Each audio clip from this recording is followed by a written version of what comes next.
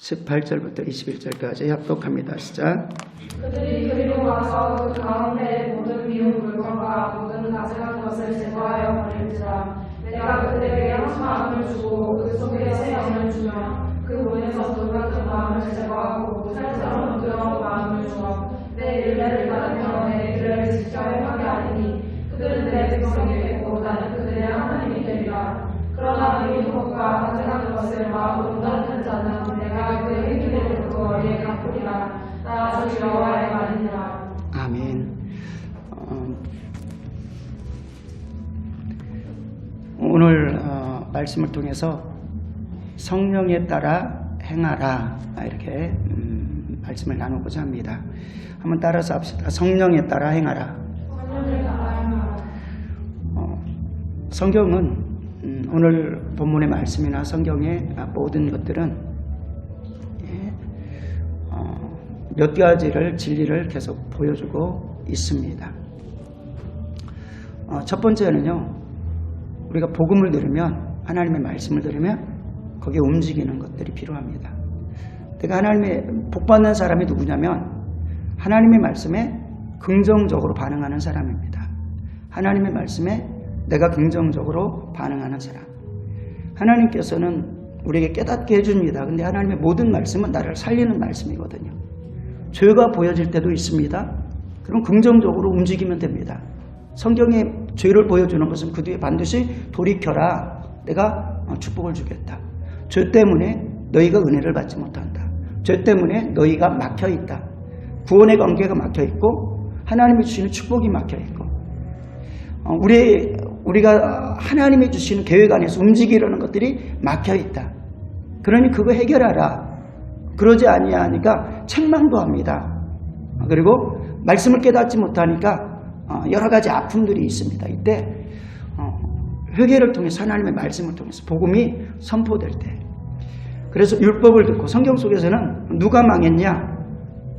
죄를 짓는 사람이 망했지만 죄를 회개치 않는 사람이 망했습니다. 하나님의 말씀을 들었는데도 불구하고 온전히 회개하지 않는 겁니다. 그래서 죄를 발견하고 율법을 듣고 복음을 듣고, 율법은 구약에서 선포되는 것이고 복음은 신약에서 선포되는 것이다. 이건 잘못된 것입니다. 성경 속에, 신약 속에 구약을 설명할 때 그들에게 복음이 먼저 증거되었다 라고 말씀합니다. 그들에게 복음이 증거되었으나 믿음으로 화합하지 않았다 라고 말을 합니다. 하나님의 말씀을 들었는데 복음이라는 건 뭡니까? 회개하는 것도 복음입니다. 십자가의 은혜를 붙드는 것도 복음입니다. 그래서 이 복음의 말씀을 듣고 바르게 반응하지 않는 것, 죄를 발견하고 죄인인 것을 고백하는 게 은혜 중에 은혜인 것입니다. 그러면 뭐 해야 될까요? 회개하면서 내가 죄인입니다. 그리고 하나님이 싫어하는 것, 가증한 것들, 외형적으로는 우상을 버려야 되는 것입니다. 우상을 버리지 않으면, 하나님보다 더 사랑하는 것을 버리지 않으면 우리는 하나님께 결코 나갈 수가 없습니다. 우상을 버리지 않으면 하나님을 섬길 수가 없는 것입니다. 그래서 우상을 버려라. 끊임없이 가르쳐줍니다.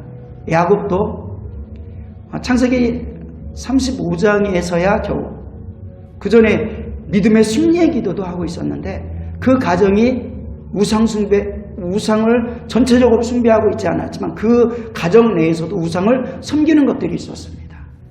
그러니까 그것을 버릴 때 진정한 승리, 진정한 하나됨이 있었던 것을 보게 됩니다. 우리가 정말로 하나님께 나갈 때 우리 속에 남겨져 있는 우상들, 하나님을 믿는다고 하지만 하나님보다 더 의지하는 것들, 그것들이 내려놓아지기를 원합니다. 버리는 것.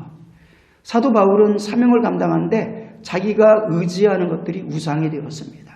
그러니까 이게 해방되는구나. 그러면서 교회 안에서 또는 율법적인 그러한 것일지라도 자기 의가 되는 것은 버리고, 그리고 나서 오직 진정한 하나님만을 의지할 때 하나님의 역사는 일어난 것을 보게 됩니다.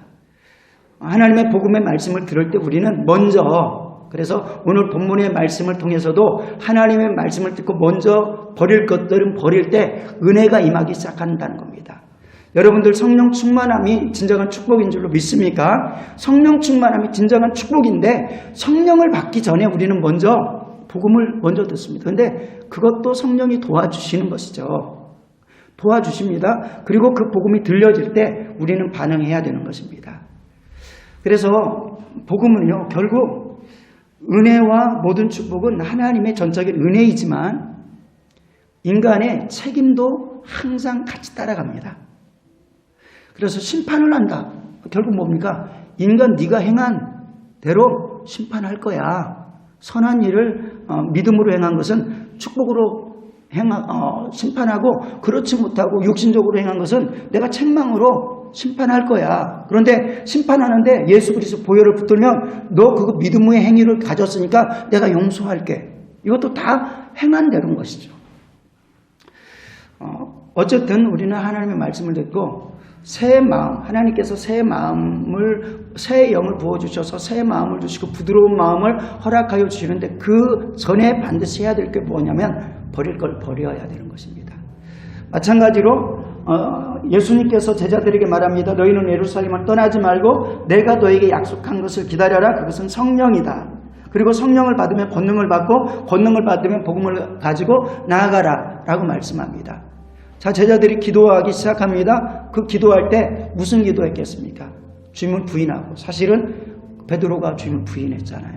그렇게 자신했었는데 주님을 부인한 겁니다. 내 목숨 때문에 초라한 자기, 주님을 부인한 게 죄 아닙니까? 그래서 회개했을 것입니다. 뜨겁게 회개하는 가운데 버릴 걸 버리고 잘못된 믿음을 버리고 진정한 믿음을 붙들기 시작할 때 하나님의 약속의 성령께서 임하신 줄로 믿습니다. 여러분들이 진정으로 주님과 함께하길 원하고 주님과 동행하길 원한다면 여러분 속에 남겨져 있는 찌꺼기 같은 우상들을 버리길 축원합니다. 여러분들의 기도가 오늘 응답받길 원한다면, 수요일날도 그랬잖아요. 우리가 아무리 손을 들고 기도했는데 의롭지 못하고 거룩하지 못하고 더러운 손이면 하나님께서 응답하실 수가 없는 것이다. 그러므로 먼저 우리가 기도할 때 회개의 기도가 먼저 일어나기를 원합니다. 하나님 믿음으로 기도합니다. 기도의 자리로 인도해 주셔서 감사합니다. 하나님 아버지, 성령으로 기도하길 원하는데 성령 안에서 먼저 저를 깨닫게 하여 주시고 오늘 기도가 헛되지 않는 기도 되게 도와 주시옵소서. 그런데 내 힘으로 깨끗해질 수 없잖아요. 결국 발견하고 저를 발견하고 예수 그리스도의 보혈을 믿음으로 붙드는 순간에 나의 모든 죄악들은, 숨겨졌던 죄악들, 깨달아진 죄악들이 해결되어져서 이제는 거룩한 손이 되었습니다. 그리고 믿음도 더 선명해집니다. 그 믿음으로 간구할 때, 믿음으로 분명히 우리에게 응답 주실 그 하나님 앞에 간구하고 기도하는데 응답되지 않겠습니까? 반드시 응답되시는 거죠. 그리고 하나님께서 그 기도를 들어주시는 것입니다. 그래서 회개한 곳에 약속의 성령이 일어납니다. 물론 구원도 약속의 성령이 회개하는 곳에 일어났습니다. 자, 그래서 먼저 율법을 듣고 복음을 듣고 버려야 된다. 근데 그것이 나의 책임이, 하나님이 주시는 깨닫게 하는 것도 하나님의 은혜지만 나의 결단과 책임이 필요하다라는 것을 말씀을 드립니다. 자, 이제 우리가 성령 에스겔서 11장의 19절부터 20절까지의 말씀은 새 영이 임한 것을 표현합니다. 오늘날 말하면 성령이, 약속의 성령이 임한 것을 표현합니다. 그런데 우리가 잘 읽어보면 약속의 성령이 오시면 하시는 일들이 있습니다. 요한복음 14장, 15장, 16장에 약속의 성령님이 오시면 우리 속에서 하시는 일들이 있습니다. 그와처럼 버려두지 않을 것이다. 죄를 깨닫게 해줄 것이다. 예수 그리스도의 말씀을 생각나게 할 것이다. 예수 그리스도를 증거하게 할 것이다. 이 모든 것들이 나를 살리는 것입니다. 그리고 다른 영혼을 살리는 것입니다. 또한 너희가 성령이 임하면 사도행전에 있는 말씀처럼 너희가 복음을 증거해라 라고 말씀을 합니다. 자, 성령 받았습니다. 성령 받은 다음에 그와처럼 버리지 않는다는 의미는 또 무엇일까요? 그것은 성령 받았지만 성령을 받는 그 목적은 내가 완전해지기 때문에 완전해졌다는 것이 아닙니다. 성령 받으면 분명히 완전해집니다. 그런데 이 땅에서는 성령 받는 순간부터 나를 더욱더 새 사람으로 만들어 나가는 은혜인 줄로 믿습니다. 성령 받은 것 자체로 다 된 게 아니라는 것입니다. 그래서 너희가 성령을 받았으면 성령에 따라 행하라. 너희가 성령이 받았으면 됐어, 이게 아니라 성령에 따라 행하라. 그래서 삶에서 결단이 있습니다. 죄악된 일들과 하나님이 기뻐하시는 일들 있습니다. 이때 성령에 따라 늘상 선택을 해야 되는 것입니다. 이게 나의 책임이라는 것입니다. 나의 책임입니다. 근데 그 책임을 나 성령 받았으니까 괜찮아, 이제는 아무렇게나 살아도 돼, 절대 아니라는 것입니다. 그래서 성령에 따라 살아라. 더욱더 성령에 민감한 사람, 성령 받고 더욱더 감사하며 성령님을 소멸치 않는 사람. 데살로니가 전서 5장 속에서는 항상 기뻐하라라고 또 말하며 쭉 나가서 무엇을 말합니까? 예언을 멸치지 말라, 성령을 소멸치 말라라고 말씀합니다. 여러분에게 분명히 은혜를 주셨습니다. 그리고 어떠한 분들에게는 큰 은혜를 주셨습니다. 그리고 큰 은혜를 경험할 때가 있습니다. 그것이 그 역사가 하나님께서 여러분에게 주시는 큰 첫사랑과 같습니다. 많은 은혜를 받았으면 그것을 더 귀하게 여기는 사람이 되어야 된다는 것입니다. 그리고 그 성령의 역사는 성령에 따라서 살아갈 때 지켜지는 것이고, 성령에 따라서 살아갈 때 더 성령의 은혜 가운데 살게 되는 것이고, 성령에 충만하게 되는 줄로 믿습니다. 그래서 성령의 충만함을 구하는 은혜가 있기를 원합니다. 성령 받은 뒤에 죄의 유혹이 없나요? 죄를 짓지 않나요? 성령 받은 뒤에도 끊임없이 있습니다. 성령의 사람이 아니면. 근데 내가 죄를 선택하느냐 하나님의 뜻을 선택하느냐는 성령에 따라 행하는 것. 그래서 바울 같은 경우는 고민합니다. 그러면서 그렇게 선포하는 것입니다. 너희가 성령으로 살려면 성령에 따라 행하라 라고 말씀합니다. 결국 무엇을 말합니까? 성령이 임했지만 하나님의 은혜로 믿음으로 구원도 이루어졌습니다. 십자가의 사건이 나의 사건이 되었습니다. 그리고 죄사함을 받았습니다. 죄사함을 받는 곳에 성령님 사모하니까 성령님이 오셔서 성령의 임재를 경험했습니다. 그렇다면 그 성령님 모시고 있는데 이제는 됐냐가 아니라 그 성령님을 어떻게 모시냐는 나의 책임이라는 것입니다. 그렇기 때문에 나의 책임으로 살아가는 것. 성령 받은 사람만이 신명기 8장 3절에 있는 말씀처럼 말씀에 따라 살아가는 삶을 살아갈 수 있습니다. 구약 백성도 성령으로 영적인 지식이 분명하고 선명할 때만이 살아갈 수 있는 것입니다. 다윗이 어떻게 믿음의 족보에 끼일 수 있었을까요? 아브라함이 어떻게 믿음의 조상이라고 할 수 있었을까요? 로마서에서 우리도 아브라함 같은 믿음으로 살아갈 수 있다고 말할까요? 갈라디아서에서 아브라함 같은 믿음을 왜 말할까요? 그것은 구약이지만 성령님이 성령을 경험하고 성령으로서 살아가는, 근데 어떤 성령입니까? 예수 그리스도를 통해서, 오실 예수 그리스도를 통해서 그 사건을 믿었더니 그게 먼저 과거로 돌아가가지고 그때부터 성령의 역사를 임하게 하시는 성령의 역사인 것입니다. 결국 믿음이죠. 믿음입니다. 우리는 2000년 전의 사건을 믿음으로 말미암아 성령님이 임하셨고 그 임하신 사건이 회개함으로 말미암아 우리에게 성령 임했습니다. 그 성령님을 온전히 의지하고 나갈 때 성령의 충만함을 더욱더 유지해 주시겠다. 그래서 우리가 구원도 소중히 여길 때 구원이 지켜지는 것입니다. 구원을 소중히 여기면 그것이 빼앗기지 않을까봐 안아야 된다는 그 마음 가운데서, 거룩한 마음 가운데서 지켜내는 것이 나의 책임이라면, 물론 하나님께서 손 놓으면 할 수 없어요. 근데 하나님께서는 손 절대 놓지 않습니다. 내가 붙들고 잘 때, 내가 돌이키기 잘 때, 성령의 은혜를 지키는 것도. 그래서 신앙생활은요, 끝까지 견디는 자가 구원을 얻으리라. 그리고 끝까지 승리해라 라고 말합니다. 성령님이 아니면 수 없는 유혹을 우리는 넘어갈 수 없다는 것입니다. 이번에도 기도원에서 큰 은혜 받은 지체들 만약에 근신하고 깨어있지 못하면 하나님 말씀, 그래서 은혜에 있는 자는 더 은혜를 사모한다고 했습니다. 그 은혜 속에 계속 있지 않으면 어느새 폭풍처럼 세상에 몰려와 버리는 거예요. 그냥 가만히 있으면 떠내려가는 것이 어디냐면은, 그냥 가만히 있어서 떠내려가는 것이 어디냐면 육신의 소욕인 것입니다. 그래서 우리는 떠내려가는 인생이 아니라 세상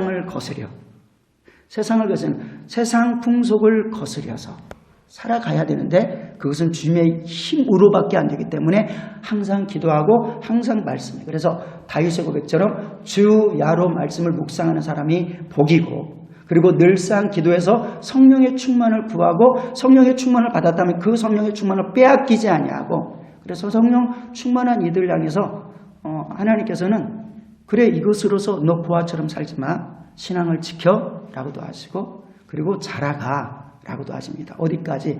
머리 대신 그리스도까지. 흠도 없고 티도 없고 점도 없이. 그것은 성령 처음 받았을 때 그냥 바로 물론 성령 죄를 사함받고 성령이 딱 임하는 순간에 내 모습은 그 순간이 완전합니다. 그런데 육신의 습관들이 있습니다. 그래서 습관을 길들여 나가는 데까지는 성령으로서 지속적으로 영적 습관이 나에게 물들어야 되는 것입니다. 그러기 전에는 어느 순간에 금방 또 세상적으로 탁 나가고 세상적으로 터져 나갑니다. 근데 영적인 그 훈련이 되어진 사람은 어떤 사람인가요? 흠도 없이 점도 없이 자라간 사람인 것입니다. 예수 그리스도의 분량에까지 자라간 사람인 것입니다. 그런데 이것을 우리가 계속 지속적으로 나가는 것은 나의 선택이라는 것입니다. 그래서 우리의 마음대로 마음이 원하는 대로 하지 말고 성경 말씀에 따라 하나님의 뜻에 따라 살아가기를 작정하고 그래서 그것이 내 힘으로 안 되는 것을 알기 때문에 하나님께서 성령으로서 도와주신다고 했고 기도라는 창고를 허락하여 주셨기 때문에 그 기도를 붙들고 하는 믿음의 자녀 되기를 축원합니다. 그러면서 우리는 성령 받은 뒤에 모든 게 괜찮아 모든 게 완전해가 아니라 성경을 보니까 그리고 나서 성령으로서 성령 받은 다음에 그래서 아까 말했던 대로 고아처럼 버려두지 않는다는 목적이 있습니다. 그리고 하나님의 말씀이 늘상 생각나는데 그 말씀 중에 예수 그리스도께서 하신 말씀 예수 그리스도의 생애를 생각나고 증거하는 역사가 있습니다. 목적 성령님을 보내주신 큰 목적 가운데 하나인 것입니다. 그리고 또 증거하는 역사가 있습니다. 그리고 오늘 본문에서는 그러니까 에스겔서 11장에 있는 본문 가운데서는 뭘 말하냐면 20절에 보니까 그렇게 되면 율법과 규례를 지킬 수 있을 거야. 이렇게 말씀합니다. 율법과 규례를 지킬 수 있을 거야. 성령 받으면. 그러니까 구약의 백성은 성령 받든 안 받든 어떻게든 해보려고 했는데 그게 잘 안 되죠. 넘어지죠. 쓰러지죠. 하나님이 진노하시죠. 그런데 새 마음을 주셔가지고 그들이 새 마음 주셨다는 증거가 뭡니까? 율법과 계명을 지킬 수 있는 사람이 되었다는 것입니다. 그래서 여러분들이 점검하기를 원합니다. 나 성령 받아서 하고 막 신나는데 율법과 계명 하나님의 말씀에는 따르는 삶이 안 돼. 그러면 성령 받은 겁니까? 성령은 받아서도 성령에 따라 살지 않는 것입니다. 성령을 받으면 성령에 따라 사시길 원합니다. 성령님을 부어주신 것은 율법을. 그래서 성령 부어줬습니다. 근데 성령으로 안 살아요. 그럼 육신으로 돌아갑니다. 성령 받았으면 더 성령으로 살아가면 그래서 성령 받은 특징이 뭐냐면 하나님의 말씀을 이루며 살아가는 것입니다. 하나님이 싫어하는 것을 안 하고 하나님의 말씀 사랑하는 것을 하는데 율법에서 사랑하는 방법을 다 가르쳐 주거든요. 그리고 예수님이 보여주거든요. 그 말씀을 이루면서 살아가는 것입니다. 십계명도 하나님의 말씀으로 사랑을 하는 것입니다. 하나님을 사랑하고 이웃을 사랑하고 내 영혼을 사랑해요. 그리고 613가지의 그 모든 율법도 그리고 더 많은 계명이나 이 모든 규례들도 다 사랑하라는 것입니다. 그런데 그것이 억지가 되지 아니하고 성령의 사람은 그것을 지켜져 나가는 것입니다. 그래서 성경이 바라보니까 새 마음을 주는데 부드러운 마음이 되어져서 하나님의 말씀이 꿀송이처럼 달아지고 그 말씀이 힘이 써지고 그래서 지켜지네. 당연한 거네. 이렇게 나간다는 것입니다. 그리고 나서 하나님이 약속하는 것. 너는 나의 백성이도 나는 너의 하나님이 될 거야. 함께 한다는 얘기죠. 하나님께서 늘상 나와 함께 하는 것을 보게 되는 것입니다. 근데 거기에서 하나님의 전적인 은혜입니다. 성령님을 우리가 아무리 노력해도 내가 막 회개해도 어떻게 우리에게 주어질 수가 있습니까? 하나님의 은혜, 하나님의 약속입니다. 주셨는데 그것을 소홀히 여기면 그래서 나의 책임이 있다. 자, 새 마음을 주고 새 부드러운 마음을 줄 것이다. 그리고 그들은 율례와 규례를 행할 것이고 지킬 것이고 따를 것이다. 나의 하나님이 너는 내 백성이 되고 나는 너의 하나님이 될 것이다. 이렇게 말씀을 하고 그 앞에 성령 받기 전에 너희는 죄를 회개하라. 그리고 그 뒤에 그래도 너희가 마음이 더러운 것을 마음에 두고 악한 것들을 생각하는 마음으로 쫓아나가면 이라고 앞뒤에 기록이 되어 있는 것입니다. 성령 받은 뒤에도 우리가 어떻게 사느냐가 중요한 것입니다. 성령 받아서로 끝나는 게 아니라는 것입니다. 구원 받아서로 끝나는 게 아니라는 것입니다.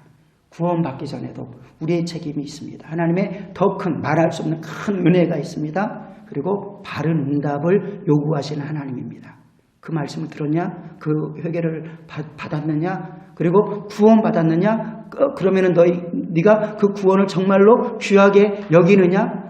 구원받지 않았으면 너의 상태가 어떠한 것을 아느냐? 그러면 너의 감사가 어떻고 너의 구원의 간격이 어떠한 것을 아느냐?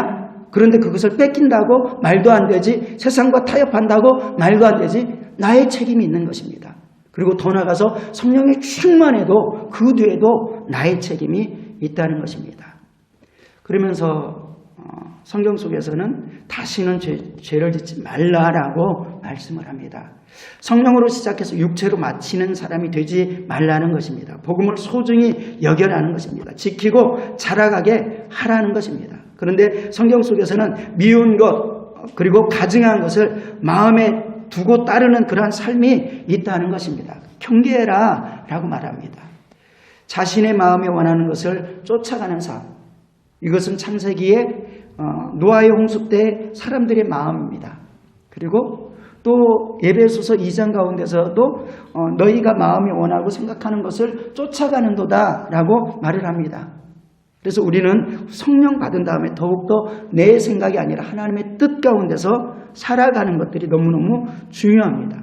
예수님께서 사랑이십니다. 능력이십니다. 권세이십니다. 38년 병자를 고쳐줍니다. 그리고 나서 마지막 당부를 합니다. 더 심한 것이 생기지 않도록 다시는 죄를 짓지 말라. 예수님이 치유하셨습니다. 예수님의 치유는 완전합니다. 그런데 우리가 살아갈 때는 온전하지 못합니다. 그것을 소중히 여기고 지켜나가야 됩니다. 근데 어떻게 경고합니까? 더 심한 것이 생기지 않도록 다시는 죄를 짓지 마. 우리가 어떻게 다시는 죄를 짓지 않을 수가 있습니까? 근데 다시는 죄를 짓지 않는다는 자세로 그 모습을 히브리서에서는 죄와 싸우기를 피 흘리기까지 해야 되는 그런 자세여야 된다는 것입니다. 우리가 구원받았기 때문에 또 용서를 받았기 때문에 죄를 지어도 괜찮아 그냥 희낙낙하고 그렇게 무시하고 나가면 그에게는 은혜가 없다는 것입니다. 그러나 죄와 싸우기를 피 흘리기까지 싸우는 모습일 때 하나님께서 그 모습을 보시고 그가 그렇게 싸우는 자가 넘어졌을 때 그 넘어진 것도 다시금 회개하는 은혜가 있는 것이지 싸우려고 하지 않는 것은 이미 그런 악한 마음이라는 얘기죠. 그래서 성령 받은 다음에도 우리에게 책임이 있다. 가늠한 여인을 주님께서 담당해 주시는 거죠. 십자가 지시는 거죠. 모든 사람들이 정죄하는데 막아주십니다. 그리고 나도 너 정죄하지 않아 라고 말을 하면서 뭐라고 말합니까? 이제는 다시는 죄를 짓지 마 라고 말씀합니다. 어떤 사람은 세상에서 말하는 큰 죄만을 말할 수 있습니다. 그리고 성령에 예민한 사람은 마음속에 미움, 다툼, 마음속에서 판단하고 정죄하는 거, 마음속에서 품는 음욕들 이것까지도 다스려 나가는 것입니다. 아이고 큰일이구나 라고 하면서 주님의 큰 은혜를 잊고 속사랑까지 강건하고 속사랑까지 승리하는 그러한 삶을 추구하는 것입니다. 그래서 예수의 사람, 영의 사람은 오직 말씀에 따라 살아가기를 힘쓰는데 그것도 하나님께서 다 길을 예비해 주셨습니다. 그래서 우리는 내 방법, 하나님을 믿고 나서 이제 나 자유해 해서 방종하면서 살아가는 것이 아니라 이제는 사랑으로서 서로 종로로 따라. 그러면서 갈라디아 교회 속에서는 성령으로 시작했다가 육체로 나가고 육체의 현저한 그 모습으로 나가니까 육체의 현저한 것들은 이것이니라고 하면서 육체의 현저한 일들을 한 사람들은 하나님의 나라를 기업으로 얻지 못해. 그러나 성령으로 살아가는 사람들은 성령의 열매 일하는 것이야. 그러면서 나는 날마다 그러면서 성령으로 살고자 하는 저는 세상 것을 위해서 쟁투하지 말고 성령을 쫓아 살아라 라고 말을 합니다. 우리가 살아가는 유일한 길은 성령님 뿐입니다. 여러분들이 이것을 마음에 깊게 새기고 그것은 이 좁은 길인가? 예, 좁은 길이에요. 근데 확실한 길입니다. 절대 세상이 침범할 수 없고 세상이 승리할 수 없는 길입니다. 이미 예수님께서 승리해 주신 길인 줄로 믿습니다. 그래서 천국으로 가는 길은 좁은 길이라고 하잖아요. 근데 주님과 가까이 가면 좁긴 좁지만 넉넉한 길인 줄로 믿습니다. 넉넉한 길로. 그래서 오늘 기도할 때도 하나님께서 은혜를 주셔서 여러분이 오늘 이 시간에 기도하면 기도로서 끝나는 게 아니라 기도도 하나님의 도움을 구하는 겁니다. 그리고 나가서 그 기도한 대로 여러분들이 믿음으로 발걸음을 내딛어야 되는 줄로 믿습니다. 그래서 그것까지 할 수 있도록 기도하시기 바랍니다. 하나님 우리에게 믿음을 주셔서 하나님 오늘 믿음으로 기도하게 하시고 그리고 더 선명히 복음이 생각나게 하시고 하나님의 말씀으로 죄가 숨겨진 죄가 있다면 생각나게 하시고 그래서 하나님의 받을 축복, 약속하신 축복 그리고 약속하신 말씀들이 다 이루어지게 하시고 그리고 먼 곳에 친척들을 위해서 때로는 질병을 위해서 간구하고 기도할 때 백부장처럼 주님 따로 가셔서 안 하셔도 됩니다. 하나님 아버지 말씀으로만 하시옵소서. 그래서 기도하는데 하나님의 말씀이 여러분의 심령에 들려져서 너의 믿음에서 내가 일할게 라고 하는 그 은혜가 있어지기를 축원합니다. 기도하겠습니다. 하나님 아버지의 은혜를 감사합니다. 주님께서 일하시고 역사하여 주셔서 이 시간에 주님의 은혜 없이는 기도할 수도 없습니다. 주여 주의 성령이여 우리는 알지 못하지만 주님께서 깨닫게 해주시고 힘주신다고 하셨습니다. 그 은혜를 누리고 그 은혜를 나누고 그 은혜를 체험하는 시간 되게 도와 주시옵소서. 기도를 주님께 의지합니다. 성령님께 의지합니다. 도와 주시옵소서. 예수님의 이름으로 기도드리옵나이다. 아멘. 우리 주여 삼창하시고 기도하도록 하겠습니다.